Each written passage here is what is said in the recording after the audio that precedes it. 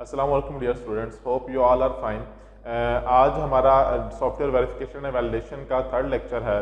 सो आज के लेक्चर में हम इंशाल्लाह डिस्कस करेंगे कि सॉफ्टवेयर क्वालिटी एश्योरेंस क्या होती है, objectives of software quality assurance क्या होते हैं। उसके अलावा हम प्रिंसिपल्स डिस्कस करेंगे क्वालिटी एश्योरेंस के, और सबसे आखिर में हम देखेंगे क्वालिटी कंट्रोल और क्वालिटी एश्योरेंस के दरमियान डिफरेंस क्या है। तो स्टार्ट करते हैं आज का हमारा लेक्चर और डेफिनेशन देखते हैं कि क्वालिटी एश्योरेंस की डेफिनेशन क्या है। बेसिकली क्वालिटी एश्योरेंस से माइंड में जो फर्स्ट चीज़ आती है वो क्या आती है कि हम कोई भी चीज़ अगर बनाने जा रहे हैं तो हम उसमें ये चीज़ देखें कि क्या इसकी क्वालिटी जो है वो बिल्कुल ठीक है या नहीं है, क्या ये फंक्शनल रिक्वायरमेंट्स को फुलफिल कर रही है या नहीं है।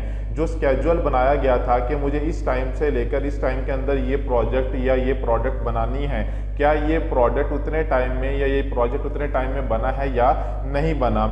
उसके अलावा क्या जो मेरा बजट था ये उसी बजट के अंदर बन गया है या नहीं। लाइक अगर हम कंस्ट्रक्शन की बात करते हैं, कंस्ट्रक्शन साइट्स पर क्या होता है कि जो प्रोजेक्ट्स बनाए जाते हैं उनका पूरा का पूरा एक एस्टिमेशन बनाया जाता है, एस्टिमेट लगाया जाता है कि हमें अगर इतने इनके रूम्स बनाने हैं और रूम में को इस तरह से फर्निश करना है तो उस पर इस चीज़ पर इतना इतना एक्सपेंस आएगा, और तो हम उसका एक बजट प्रॉपर डिफाइन कर देते हैं। और उसके बाद टाइम स्पैन बता देते हैं कि जी ठेकेदार को जैसे ठेके पे अगर देते हैं तो हम क्या करते हैं उसमें कि हम बता देते हैं कि जी वो हमें बताता है कि इतने टाइम में जो है ना आपकी ये बिल्डिंग का इतना स्ट्रक्चर कंप्लीट हो जाएगा, उसके बाद इतने टाइम में ये फर्निश हो जाएगा और इतनी आपकी टोटल अमाउंट होगी। तो हर चीज़ पहले से डिसाइड हो जाती है। इसी तरह जब सॉफ्टवेयर की हम बात करते होते हैं तो सॉफ्टवेयर में भी कुछ इसी किस्म की हम प्लानिंग करते होते हैं कि जब भी कोई सॉफ्टवेयर बनाना है तो हम सबसे पहले प्लान करते हैं कि सॉफ्टवेयर क्या है। वो SDLC में हम लोगों ने बहुत डिटेल में उसको डिस्कस किया हुआ है कि सॉफ्टवेयर डेवलपमेंट लाइफ साइकिल क्या होता है, उसके कौन कौन से स्टेजेस होते हैं, हम किस तरह से सॉफ्टवेयर को डेवलप करते हुए डिफरेंट स्टेजेस पर डिफरेंट प्लानिंग परफॉर्म करते हैं, डिजाइनिंग करते हैं, कोडिंग करते हैं, इम्प्लीमेंटेशन करते हैं। वो सारा कुछ हमने बहुत डिटेल में डिस्कस किया हुआ है। सो आज अगर डेफिनेशन की बात करें, अगर अब इसको डेफिनेशन को पढ़ें तो होप सब आपको क्लियर हो जाएगा कि जो सॉफ्टवेयर क्वालिटी एश्योरेंस है ये एक ऐसा प्रोसेस है जिसके थ्रू हम इस चीज़ को इंश्योर करते हैं, इस चीज़ का कॉन्फिडेंस हमें हासिल होता है कि जो हमारी प्रोडक्ट है, जो हमारा सॉफ्टवेयर है वो बिल्कुल ठीक बनाया जाएगा या बनेगा और वो तमाम फंक्शनल रिक्वायरमेंट्स को मीट कर रहा है। जब वो बन जाता है तो हम ये भी चेक करते हैं क्वालिटी एश्योरेंस में, हम यही देखते हैं ना, जो क्वालिटी एश्योरेंस टीम्स होती हैं वो क्या करती हैं, वो यही चीज़ देखती है ना कि क्या ये फंक्शनल रिक्वायरमेंट्स को, जितनी भी टेक्निकल फंक्शनल रिक्वायरमेंट्स थी, क्या ये उनको मीट कर रही है चीज़ या प्रोडक्ट या नहीं। तो हमने इस क्वालिटी एश्योरेंस में यही चीज़ देखनी होती है कि फंक्शनल रिक्वायरमेंट्स मीटअप हो रही हैं। स्केड्यूल जो बनाए गए थे वो मैनेजमेंट की जानिब से जो स्केड्यूल था कि जी इस स्केड्यूल में ये काम हो जाना चाहिए या ये काम परफॉर्म होना चाहिए, इस तरह से ये काम परफॉर्म होना चाहिए, क्या वो स्केड्यूल जो है ना वो फॉलो अप हो रहा है या नहीं। और जो बजट था जिस बंदे ने, जिस पर्सन ने या जिस कंपनी ने वो प्रोडक्ट बनवाई है, वो सॉफ्टवेयर आपसे बनवाया है, तो वो जो प्रोजेक्ट है वो क्या उसके बजट के अंदर ही बना है या बजट से एक्सीड कर रहा है। तो बेसिकली ये सारे काम हम सॉफ्टवेयर बनाने से पहले भी करते होते हैं, सॉफ्टवेयर जब बन रहा होता है उस वक्त भी ये सारे काम हो रहे होते हैं, और एट द एंड हम जब क्वालिटी एश्योरेंस कर रहे होते हैं तो देन भी हम इन चीज़ों को दोबारा रिव्यू करते होते हैं। तो आप इस डेफिनेशन को अगर रीड करें तो आपको होप सो अब ये बात क्लियर होगी होगी कि क्वालिटी एश्योरेंस क्या होती है। सो नेक्स्ट हम देखते हैं कि IEEE के मुताबिक क्वालिटी एश्योरेंस क्या है, सॉफ्टवेयर क्वालिटी एश्योरेंस क्या है। तो ये एक प्लान सिस्टमैटिक पैटर्न होता है different actions, different necessary actions का, जो हमें एडुकेट कॉन्फिडेंस प्रोवाइड करते हैं कि जो हमारी आइटम या प्रोडक्ट है वो जो है टेक्निकल रिक्वायरमेंट को एस्टेब्लिश कर रही है, उनको फुलफिल कर रही है या नहीं कर रही। उसके बाद अगर इसके सेकंड डेफिनेशन देखें कि set of activities design to evaluate the process by which the product are developed और मैन्युफैक्चर्ड। इनके वो एक्टिविटीज हम परफॉर्म करते हैं किसी भी प्रोडक्ट को बनाने के लिए, डेवलप करने के लिए या डिज़ाइन करने के लिए, वो जिसका जो डिज़ाइन हम बनाते होते हैं वो सारी क्या है हमारे पास सॉफ्टवेयर क्वालिटी एश्योरेंस में आ जाती है। हम क्वालिटी एश्योरेंस में यही चीज़ टेस्ट कर रहे होते हैं। ये बेसिकली ऑपोजिट होती हैं किसके, क्वालिटी कंट्रोल के। क्वालिटी कंट्रोल हम लास्ट लेक्चर में डिस्कस कर चुके हैं कि क्वालिटी कंट्रोल क्या होता है, किस तरह से वर्क करता है। आज हम क्वालिटी एश्योरेंस को डिस्कस करने के बाद इंशाल्लाह लेक्चर के लास्ट में इन दोनों का डिफरेंस भी देखेंगे। सो नेक्स्ट ऑब्जेक्टिव क्या होते हैं। ऑब्जेक्टिव सॉफ्टवेयर क्वालिटी एश्योरेंस के, अगर हम development development point of view से देखें तो डेवलपमेंट पॉइंट ऑफ व्यू से अच्छा आपके माइंड में being a software engineering student आपके माइंड में क्या आता है कि जो है ना डेवलपमेंट अगर आप सॉफ्टवेयर एक बनाने जा रहे हैं तो क्वालिटी की एश्योरेंस आप किस तरह से कर सकते हैं? ज़रा कुछ वक्त के लिए वीडियो को पॉज करें और बैठ के ना थोड़ा सोचें और कोशिश करें कि जो पॉइंट्स आपके माइंड में आए आप उनके एक पेपर पर राइट डाउन कर लें और उसके बाद जो है ना वीडियो को अगेन जो है ना आप रिज्यूम करके सुनिएगा कि जो मैंने पॉइंट्स डिस्कस किए हैं वो पॉइंट्स आपके पॉइंट्स के साथ कितने मैच कर रहे हैं। इससे क्या होगा कि आप खुद भी एनालाइज कर सकते हैं कि आपके माइंड में जो कॉन्सेप्ट्स हैं वो किस हद तक क्लियर हैं, या अगर नहीं है तो आप मुझसे फिर फर्दर जो है ना डिस्कशन कर सकते हैं। इसके हवाले से आप मुझसे रब्ता कर सकते हैं, तो मैं इंशाल्लाह आप लोगों की कन्फ्यूजन जो होंगी वो क्लियर कर दूंगा। खैर डेवलपमेंट पॉइंट ऑफ व्यू से हम डिस्कस करते हैं कि क्या होता है। डेवलपमेंट पॉइंट ऑफ व्यू से जब भी बात करें तो जो सॉफ्टवेयर क्वालिटी होती है वो इस बार को इंश्योर करती है कि जो हमारे पास प्रोडक्ट है वो फंक्शनल रिक्वायरमेंट्स को मीटअप कर रही है।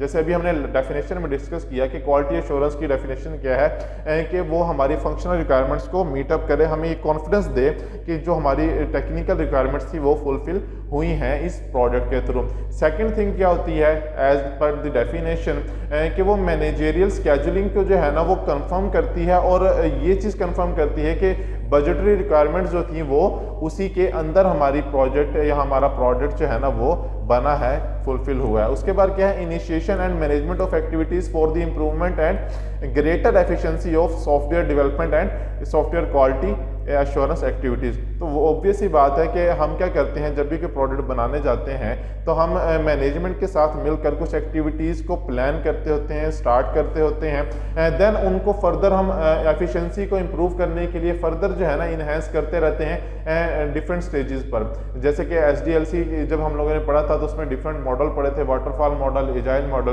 तो हम उनमें क्या कर रहे होते थे, बेसिकली यही काम कर रहे थे कि सॉफ्टवेयर की या हमारी प्रोडक्ट जो भी होती थी उसकी क्वालिटी को फर्दर हम जो है ना इनहेंस कर रहे थे हर स्टेज पर तकरीबन जो है ना प्रीवियस तमाम स्टेप्स जो है ना वो परफॉर्म हो रहे होते हैं। इन actual theory point of view से अगर हम डिस्कस करें तो वो बज़ाहिर तो ऐसे ही लगता है ना कि एक स्टेज पर एक चीज़ हो गई है उसके बाद दोबारा नहीं होनी, लेकिन इन एक्चुअल जब हम प्रैक्टिस करते हैं उसके एक्चुअल सिनेरियो में तो हम तकरीबन हर स्टेज पर तमाम काम परफॉर्म कर रहे होते हैं। उसके बाद मेंटेनेंस पॉइंट ऑफ व्यू से बात करें तो मेंटेनेंस की ज़रूरत हमें कब पेश आती है? ऑब्वियसली बात है अगर हमारी कोई प्रोडक्ट में कहीं कोई फंक्शनल रिक्वायरमेंट्स मीट नहीं कर रही, कहीं कोई फंक्शनल रिक्वायरमेंट्स को मीट करने में प्रॉब्लम है या मैनेजरियल स्केजुलिंग को वो मीटअप नहीं कर रही, बजटरी रिक्वायरमेंट से एक्सीड कर रही हैं, तो देन हमें क्या करना पड़ता है, मेंटेनेंस करनी पड़ती है। और मेंटेनेंस दूसरी जो मोस्टली जो होता है मेंटेनेंस होती है वो फंक्शनल जो रिक्वायरमेंट्स होती है उनको मीटअप ना होने की वजह से, लाइक अगर उसकी फंक्शनल रिक्वायरमेंट थी कि जी उस जो स्क्रीन है इनके स्टूडेंट का जब रिकॉर्ड सेव करवाते हैं तो उसके बाद रिकॉर्ड के सेव होने पे स्टूडेंट को एक मैसेज अलर्ट भी जाए, लेकिन वो मैसेज अलर्ट का उसने अगर आपको एक फॉर्मेट दी है कि इस फॉर्मेट में जाना चाहिए, वो उस फॉर्मेट में नहीं जा रहा, देन क्या है ये एक फंक्शनल रिक्वायरमेंट में प्रॉब्लम है ना कि उसने आपको एक चीज़ बता दी कि जी ये इस फॉर्मेट में मैसेज सेंड होना चाहिए। जब वो मैसेज उस फॉर्मेट में सेंड नहीं हो रहा, मीन्स टेक्निकली फॉल्ट है, उसकी फंक्शनल रिक्वायरमेंट फुलफिल नहीं हो रही, तो देन क्या करना पड़ेगा, हमें मेंटेनेंस करनी पड़ेगी अपनी प्रोजेक्ट की, अपने उसमें कुछ ना कुछ इन्हांसमेंट करनी पड़ेगी, उसके डिज़ाइन में थोड़ा सा चेंज करना पड़ेगा, टेक्स्ट के फॉर्मेट को दोबारा देखना पड़ेगा कि जो टेक्स्ट मैसेज फॉरवर्ड हो रहा है वो किस फॉर्मेट में हो रहा है। और ये डिवाइस टू डिवाइस वेरी भी कर सकता होता है, लाइक अगर डिवाइस की स्क्रीन छोटी है, जो हमारे सेलुलर फ़ोन होते हैं उन पे जो है डिवाइस की स्क्रीन बहुत ज़्यादा छोटी होती है तो उन पे मैसेज थोड़ा सा डिफरेंट अंदाज में जो है ना वो रिसीव होता है आपको। और अगर आप एंड्रॉयड मोबाइल यूज़ कर रहे हैं तो उस पर स्क्रीन क्योंकि थोड़ी सी बड़ी होती है तो उस पर जो है ना आपको जो रिजल्ट्स नज़र आ रहे थे या मैसेज नज़र आ रहा था तो उसका व्यू थोड़ा सा जो है ना वो ब्रॉडर नज़र आ रहा होता है, तो ये भी इशू हो सकता है। तो उस केस में कुछ जो है ना कंप्रोमाइज़ हम लोग करते होते हैं कि हाँ जी वाकई थोड़ा सा जो है ना वो डिवाइस वाइज भी थोड़ा सा चेंज हो जाता है, क्योंकि मैसेज तो कंपनी के हम APIs को इस्तेमाल कर रहे होते हैं, डिफरेंट कंपनीज लाइक जैज हो गया, टेलीनॉर हो गया, यूफोन हो गया, जोंग हो गया, तो वो डिफरेंट कंपनीज हैं जिनकी आपने API किसी एक की परचेज की हुई होगी और उसको आप इंप्लीमेंट कर रहे होंगे।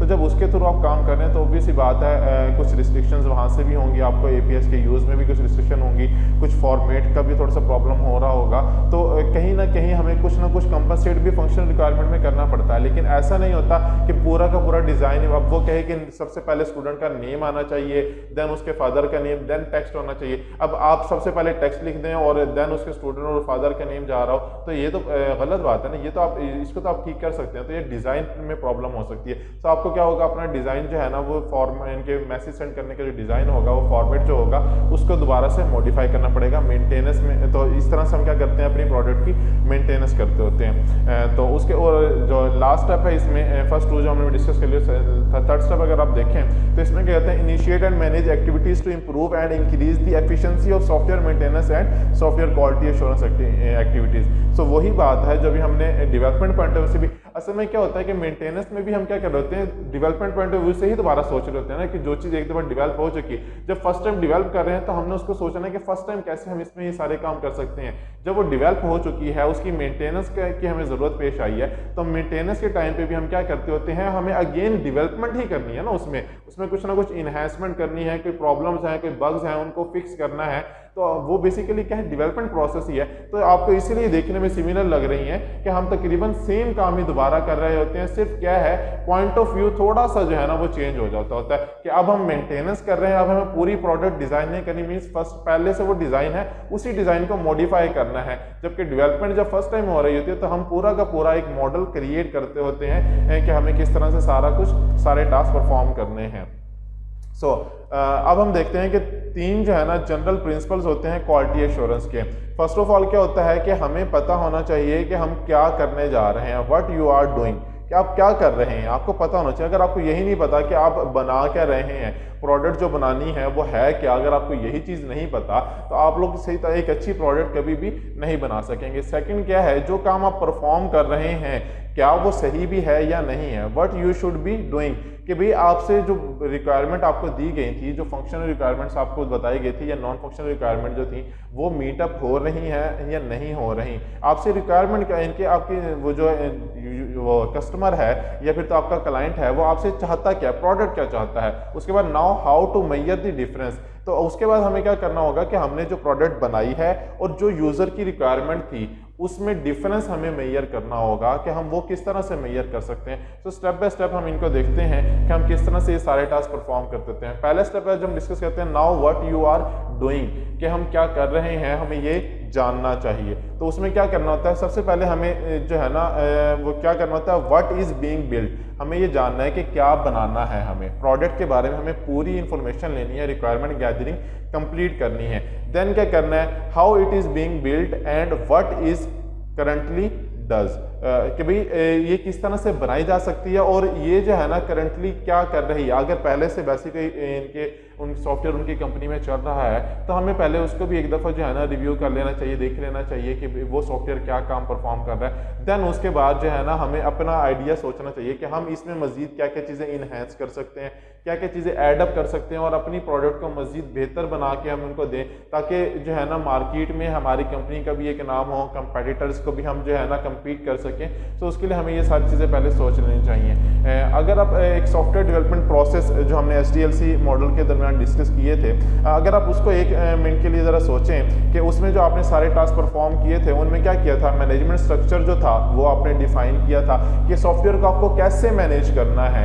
जब पहले first of all requirement gathering करते थे, फिर एनालिसिस परफॉर्म करते थे उसके ऊपर, ठीक है, देन उसके डिज़ाइन करते थे, देन कोड करते थे, देन इम्प्लीमेंट करते थे, देन टेस्टिंग करते थे, और अगर उसमें कोई प्रॉब्लम होते थे इनके तो फिर आप दोबारा उसकी मेंटेनेंस पर भी जाते थे। तो वो सारे जो आपका एक पूरा स्ट्रक्चर बना हुआ था उसको अगर आप सोचें कि आपके हर स्टेज पर देखें तो कहीं ना कहीं आपको हर स्टेज पर माइलस्टोन्स भी मिलेंगे, स्केजुलिंग भी आप हर स्टेज पर परफॉर्म कर रहे होते हैं उसमें। उसके बाद क्या रिपोर्टिंग पॉलिसीज, जो हमारा सॉफ्टवेयर बनता है उसके अंदर जो हम जो सॉफ्टवेयर बना रहे होते हैं तो हम हायर मैनेजमेंट को या जिस पर्सन से हम बनवा रहे होते हैं तो उसे फर्दर रिपोर्ट्स भी दे रहे होते हैं कि जी आपकी प्रोडक्ट इतनी कंप्लीट हो चुकी है, वीकली हो सकता है, मंथली हो सकता है, या अगर सॉफ्टवेयर बहुत बड़ा है तो वो क्वार्टरली भी डिपेंड करता है। ERP सिस्टम अगर आप बना रहे हैं तो वो कंपनी आपसे क्वार्टरली कॉन्टेक्ट कर लेती है कि जी हाँ जी क्या प्रोग्रेस है, हमारा जो सॉफ्टवेयर हमने आपको बनाने के लिए दिया हुआ वो कितना कंप्लीट हो चुका है।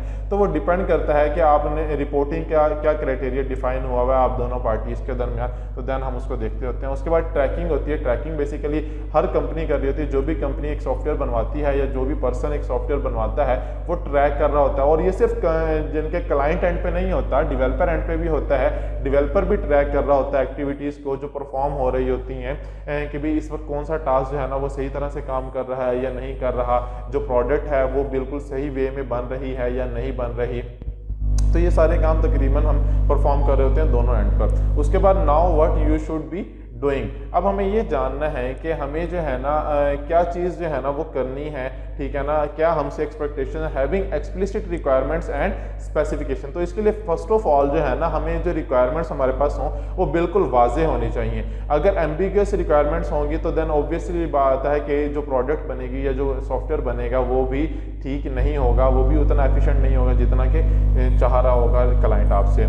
सो आपको फर्स्ट ऑफ ऑल तो रिक्वायरमेंट्स क्लियर होनी चाहिए, उसकी स्पेसिफिकेशंस के बारे में सब कुछ पता होना चाहिए कि इसकी ये स्पेसिफिकेशंस हैं, ये क्लाइंट की रिक्वायरमेंट है। फंक्शनल नॉन फंक्शनल रिक्वायरमेंट के बारे में आपको पहले से अच्छा खासा नॉलेज होना चाहिए, देन आप एक अच्छी प्रोडक्ट बना सकते हैं। उसके बाद क्या है कि अगेन हम थोड़ा सा सोचते हैं कि सॉफ्टवेयर डेवलपमेंट प्रोसेस अगर हम परफॉर्म कर रहे हैं, एक सॉफ्टवेयर बना रहे हैं, तो देन हमें अगेन क्या सोचना है। फर्स्ट ऑफ ऑल तो क्या करना होता है, एक सॉफ्टवेयर बनाने के लिए आपको रिक्वायरमेंट का एनालिसिस करना होता है। रिक्वायरमेंट आपने गैदरिंग कर ली, रिक्वायरमेंट आपके पास आ चुकी है, आपने क्या करना है, उन पर एनालिसिस परफॉर्म करना है, उनके बारे में सोचना है कि ये प्रोडक्ट किस तरह से मैं डिज़ाइन करूँ, उसके कौन कौन से मॉड्यूल्स आपस में लिंकअप हैं, किस तरह से ये वर्किंग करेंगे, डेटा का फ्लो किस तरह से होगा, आपको क्यूरीज डिज़ाइन किस तरह से करनी चाहिए, स्क्रीन्स डिज़ाइन किस तरह, तो आपको तकरीबन हर चीज़ के बारे में क्या है एनालाइज करना पड़ेगा, उसकी रिक्वायरमेंट्स को भी अच्छे तरीके से एनालाइज करना पड़ेगा, समझना पड़ेगा। देन क्या करेंगे, हम एक डॉक्यूमेंट बनाते हैं एक्सेप्टेंस टेस्टिंग के लिए कि हम क्या कहते हैं, हम एक मॉडल बना के दे देते हैं जिसे कि ब्लूप्रिंट का भी हम नाम देते होते हैं कि एक्सेप्टेंस टेस्टिंग के लिए हम एक ब्लूप्रिंट बना लेते हैं और हम क्लाइंट के साथ वो शेयर करते हैं कि ये जो हमारे चीज़ है जो आपने रिक्वायरमेंट दी थी उसका ये ब्लूप्रिंट है। तो आप एक दफ़ा चेक कर लें कि क्या ये ब्लूप्रिंट बिल्कुल एक्यूरेट है, आपकी रिक्वायरमेंट्स के मुताबिक है या नहीं है। इन केस अगर वो कहे कि नहीं मुझे इस फंक्शनैलिटी में मैं ये चाह रहा था तो ये इस तरह नहीं इस तरह, तो हम वहीं पे ब्लूप्रिंट में उसको थोड़ा सा मॉडिफाई कर लेते हैं। इसका सबसे बड़ा बेनिफिट क्या होता है ब्लूप्रिंट का, वो ये होता है कि जो हमारे पास जो हम प्रोडक्ट बनाने चाह रहे होते हैं तो हमें उस पर बार बार जो है ना वो चेंजिंग नहीं करनी पड़ती, वो एक ही बार जो है ना वो ईजिली क्रिएट हो जाती है।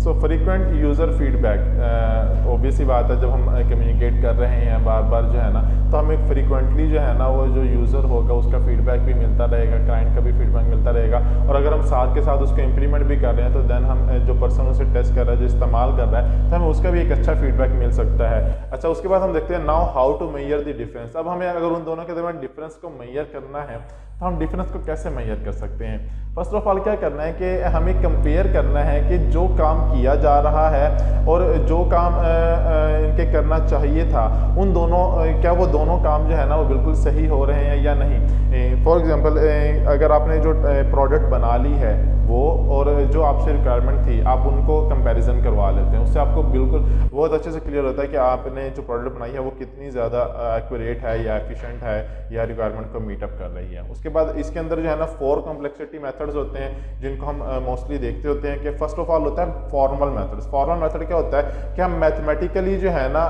प्रॉपर्टीज़ को जो है ना वो वेरीफाई करते होते हैं कि अगर जो उसमें कोई कैलकुलेशन परफॉर्म हो रही है, कोई अकाउंट्स मैनेज हो रहे हैं, तो वो मैथमेटिकली हम उनको टेस्ट कर लेते हैं कि मैथमेटिकल मॉडल्स बिल्कुल एक्यूरेटली वर्क कर रहे हैं या नहीं कर रहे। उसके बाद इसके अलावा जो है ना हम उसको इनके टोटल ओवरऑल जो है ना जो प्रोजेक्ट होता है उसको भी हम मैथमेटिकली एक दफ़ा जो है ना वेरीफाई कर लेते हैं कि ये एग्जैक्ट है या नहीं है। उसके बाद देन क्या होता है टेस्टिंग परफॉर्म करते होते हैं। Testing basically explicit inputs to execute software and check for expected output. हम क्या करते हैं वाज़े इनपुट देते हैं उसको सॉफ्टवेयर को, कोई भी किसी भी किस्म की कि जो उस सॉफ्टवेयर में हमें देनी चाहिए। तो हम उन इनपुट्स के बाद नेक्स्ट क्या करते होते हैं, एक्सपेक्टेड आउटपुट देख रहे होते हैं कि इन इनपुट्स के देने से हमें एक्सपेक्टेड रिजल्ट्स क्या मिल रहे हैं। उसके बाद क्या इंस्पेक्शंस है, इंस्पेक्शंस में हम क्या करते होते हैं, human examination of requirements design code based on checklist. जो हमें एक चेकलिस्ट हमने जो बनाई हुई होती है उस चेकलिस्ट की बेस पर हम लोग क्या करते होते हैं, ह्यूमन की जो इनके जो पर्सन होता है जिसने रिक्वायरमेंट्स पोज दी हैं या हम जो डेवलप कर रहे हैं, हम क्या इंस्पेक्ट करते हैं अपने इनके सॉफ्टवेयर को कि उसका डिज़ाइन ठीक है, रिक्वायरमेंट्स को मीटअप कर रहा है, कोडिंग जो की गई है वो एफिशिएंट है या नहीं। लाइक अगर एक टास्क 2 सेकंड्स के अंदर परफॉर्म होना चाहिए, ठीक है ना, वैसे 2 सेकंड्स बहुत ज़्यादा है, नैनो सेकंड्स में जो है ना टास्क बेसिकली एक सॉफ्टवेयर के अंदर हम परफॉर्म कर रहे होते हैं, लेकिन जस्ट आपके समझने के लिए मैं आपको एग्जांपल दे रहा हूँ कि 2 सेकंड के अंदर एक टास्क ने परफॉर्म होना था।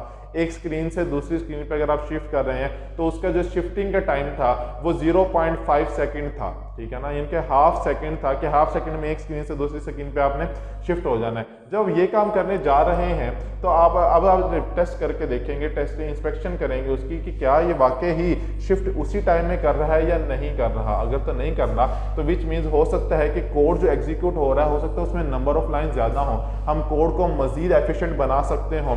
कोड एग्जीक्यूशन टाइम ज़्यादा लगने की वजह से हो सकता है उस स्क्रीन को 0.5 के बजाय 1 सेकंड या 1.5 सेकंड लग रहा हो शिफ्ट होने पे। सो ऐसा नहीं होना चाहिए। हमें क्या है, अपना कोड को भी इंस्पेक्ट करना होता है कि कोड एफिशिएंट है या नहीं। उसके बाद मैट्रिसेस क्या करती हैं, measures are known set of properties related to quality. Quality से रिलेटेड हमारे पास जितनी भी जो है ना प्रॉपर्टीज़ होती हैं हम उसको क्या करते हैं मैट्रिसेस के अंदर मेजर करते हैं। इसके बहुत सारे वेज हैं। हम क्या कर लेते होते हैं, एक चार्ट ड्रॉ कर लेते हैं, चार्ट के ऊपर हम सारी प्रॉपर्टीज़ लिख लेते हैं और उसके बाद हम उनको जो है ना मार्क डाउन करना शुरू कर देते हैं सॉफ्टवेयर की टेस्टिंग के साथ साथ ही कि ये जो टास्क हैं ये बिल्कुल एक्यूरेटली परफॉर्म हो रहे हैं या नहीं हो रहे। उसके बाद अब हम देख लेते हैं क्वालिटी कंट्रोल और क्वालिटी एश्योरेंस के बारे में। इससे पहले हम जो है ना क्वालिटी को थोड़ा सा डिस्कस कर लेते हैं। क्वालिटी क्या होती है? Quality means meeting requirement and meeting customer needs which means a defect free product. तो क्वालिटी में ऑब्वियस सी बात हम यही देखते हैं कि हमारी जो प्रोडक्ट है वो डिफेक्ट फ्री है, उसमें किसी किस्म का कोई बग, किसी किस्म का भी कोई प्रॉब्लम एग्जिस्ट नहीं करता। क्वालिटी कंट्रोल और क्वालिटी एश्योरेंस जो है ना ये दोनों क्या कर रहे होते हैं कि क्वालिटी पे ही फोकस करते हैं कि जो क्वालिटी है वो बिल्कुल एक्यूरेट है। सो क्वालिटी जो है ना वो किसी भी प्रोडक्ट का एक एट्रीब्यूट होती है और बहुत इंपॉर्टेंट एट्रीब्यूट होती है। प्रोडक्ट क्या होती है? Product is something produce such as requirement document test data source code ETC. ये सारी क्या हमारी प्रोडक्ट्स हैं। एक सॉफ्टवेयर में यही प्रोडक्ट्स हो सकती हैं ना कि कोई डॉक्यूमेंट है, डेटा को हमने टेस्ट किया है, वो भी एक प्रोडक्ट है, सोर्स कोड भी एक प्रोडक्ट होती है हमारी, ठीक है ना। अच्छा, अगर हम इनको टेबल की फॉर्म में कंपेरिजन करना चाहें तो क्या होगा? क्वालिटी एश्योरेंस की डेफिनेशन हम ऑलरेडी डिस्कस कर चुके हैं, क्वालिटी कंट्रोल को हम डिस्कस कर चुके हैं, आप इसे एक दफ़ा पढ़ लेंगे, होप सो अब आपको ये बिल्कुल क्लियर होगा। सेकंड पॉइंट जो हमारे पास है कि quality assurance is an activity that establish and evaluate the process that produce the product. तो ये क्या है? वो एक्टिविटीज़ जो इवैल्यूएट करती हैं हमारे प्रोसेस को, किसी भी प्रोडक्ट को बनाने के लिए जो हम इस्तेमाल कर रहे होते हैं, जिस प्रोसेस के दौरान कोई प्रोडक्ट बना रहे होते हैं। अगर यहाँ पे कोई भी प्रोसेस नहीं है तो ऑब्वियस ही बात है there is no role for quality assurance, कि फिर अगर हमारे वहाँ कोई प्रोडक्ट ही नहीं बन रही तो क्वालिटी एश्योरेंस भी तो फिर ऑब्वियस ही बात है नहीं होगी वहाँ पे। जबकि क्वालिटी कंट्रोल क्या होती है? वो एक्टिविटी होती है जो ये वेरीफाई करती है कि जो हम प्रोडक्ट प्रोड्यूस करने जा रहे हैं वो स्टैंडर्ड्स को मीट कर रही है या नहीं कर रही। क्वालिटी एश्योरेंस जो है वो हमें हेल्प करती है कि हम प्रोसेस को एस्टैब्लिश कर सकें, जबकि क्वालिटी कंट्रोल क्या होता है? वो हमारी प्रोडक्ट और सर्विस की जो से रिलेट्स जो हमारे रिक्वायरमेंट्स होती हैं उनको स्पेसिफिकेशंस को जो है ना वो हमें क्लियर करती है कि इसकी ये स्पेसिफिकेशंस हैं, ठीक है। उसके बाद हमारे पास क्वालिटी एश्योरेंस की अगर बात करें तो ये जो है ना sets up measurement programs to evaluate process. ये क्या कहते हैं? मेजरमेंट इस्टेब्लिश करती है क्वालिटी एश्योरेंस कि हमने जो प्रोडक्ट बनानी है उसके प्रोसेस को हम किस तरह से इवैल्यूएट कर सकते हैं, वो उसके लिए मेजरमेंट प्रोवाइड करते हैं। जबकि क्वालिटी कंट्रोल में क्या करते हैं? हम वेरिफिकेशन कर रहे होते हैं। आप लोगों को याद होगा हमने जो स्टार्ट में वेरिफिकेशन एंड वैलिडेशन का काम वैलिडेशन का जिक्र किया था और उसके बारे में डिटेल में देखा था कि वेरिफिकेशन क्या होती है, वैलिडेशन क्या होती है। तो क्वालिटी कंट्रोल में बेसिकली हम वेरिफिकेशन कर रहे होते हैं अपनी हर स्टेज पर, हर चीज़ की, हर प्रोसेस की, हर रिजल्ट की, हर इनपुट की हम क्या कर रहे होते हैं? वेरिफिकेशन कर रहे होते हैं कि जो हमने बनाई है चीज़ वो बिल्कुल ठीक है या नहीं। इसे कहते हैं हम क्वालिटी कंट्रोल। जबकि क्वालिटी एश्योरेंस में हम क्या करते हैं? हम उसको वैलिडेट करते हैं अपनी प्रोडक्ट के साथ कि जो हमने प्रोडक्ट बनाने जा रहे हैं या बन रही है या बनाई है वो क्या है, वो वैलिडेट कर रही है हमारी रिक्वायरमेंट से या नहीं कर रही। सो बेसिकली ये दोनों जो है ना वेरिफिकेशन एंड वैलिडेशन के ही प्रोसेस हैं। अच्छा, उसके बाद क्वालिटी एश्योरेंस जो होता है वो आइडेंटिफाई करती है weaknesses in processes and improves them.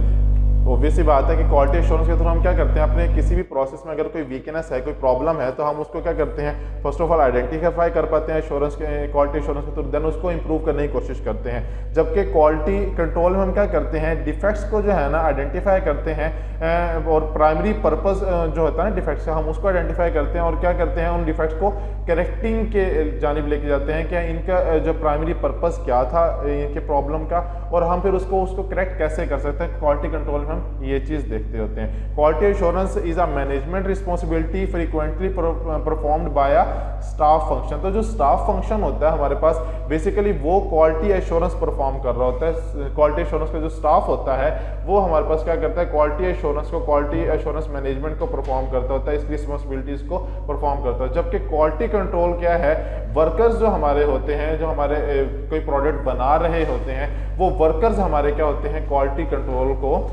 जो है ना वो मेंटेन करते होते हैं। उसकी रिस्पॉन्सिबिलिटी किस पर होती है, हमारे वर्कर्स पर होती है। इसकी मिसाल हम लेते हैं, जो डेवलपर्स होते हैं वो क्वालिटी कंट्रोल को इंश्योर कर रहे होते हैं, और क्वालिटी एश्योरेंस कौन कर रहा होता है, जो स्टाफ फंक्शन होता है, जो जिनकी ये रिस्पॉन्सिबिलिटी होती है, क्वालिटी कंट्रोल टीम जो होती है, जिसको जो फाइनल प्रोडक्ट बनने के बाद क्वालिटी को इंश्योर करती होती है, क्वालिटी वहाँ पे टेस्टिंग परफॉर्म करती होती है, तो वो टीम क्या कर रही होती है, बेसिकली हमारे पास क्वालिटी एश्योरेंस कर रही होती है। और इसके साथ साथ जो है हमारा जो क्लाइंट होता है वो भी क्वालिटी इंश्योरेंस कर रहा होता है कि क्वालिटी जो है ना वो बिल्कुल ठीक है प्रोडक्ट की या नहीं है। सो आज के लेक्चर के लिए इतना ही। इंशाल्लाह अपने नेक्स्ट लेक्चर में हम मज़ीद टॉपिक्स को डिस्कस करेंगे। तब तक अपना ख्याल रखिएगा, और अगर आपको कोई प्रॉब्लम हो तो मुझसे आप कॉन्टैक्ट कर सकते हैं। अल्लाह हाफिज़।